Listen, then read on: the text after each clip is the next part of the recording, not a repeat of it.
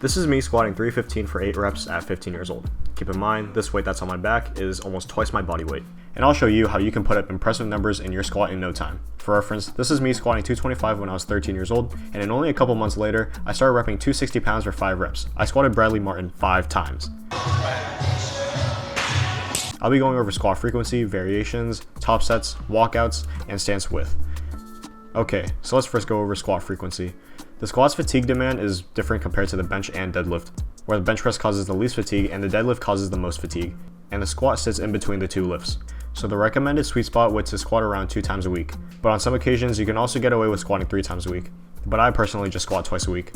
There are also a lot of different squat variations. You can have a low bar squat and a high bar squat. With the low bar squat, you are placing the bar on your rear delts, which will shift some emphasis on the glutes and lower back. This is because the position of the bar forces your body to lean forward. Now, the high bar squat is where you place the bar on your upper traps. This shifts most of the emphasis on your quads. This is because the placement of the bar forces you to stay more upright. Generally, most people are stronger with the low bar squat, but depending on your anatomy, one will feel more comfortable than the other. With each squat session, I'll also have one session where I do a regular back squat, and the next session I'll do a little more hypertrophy work by doing pause squats. This is where you squat as deeply as you comfortably can and sit in that pause position for 2 to 3 seconds and then explode on the way back up. For these, I would drop the weight doing 75 to 80% of my 1 rep max. Squatting for most people may seem pretty scary. I mean, when you unrack the weight, your walkout can be pretty shaky. This is especially when you're squatting a new weight that you've never done before. So to prevent any nerves from kicking in before you squat, you can perform one heavy top set right before your other working sets.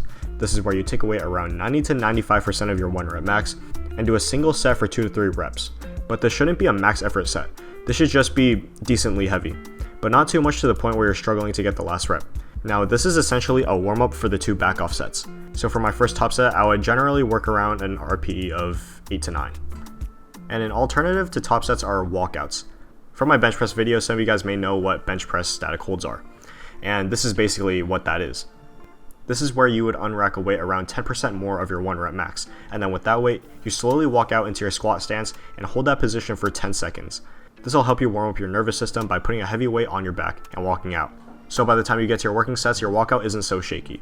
I would really only do 1 to 2 sets of these right before my working sets, and you only need to do these once every 2 to 3 weeks. Now let's talk about your stance width.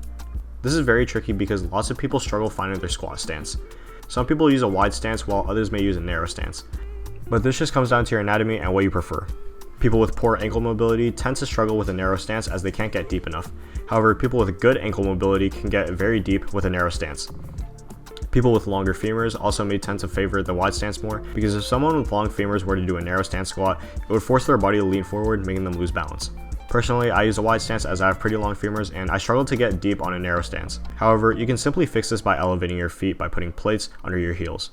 But you can also use squat shoes as they elevate your heels for you. This way you can get much deeper a lot more comfortably.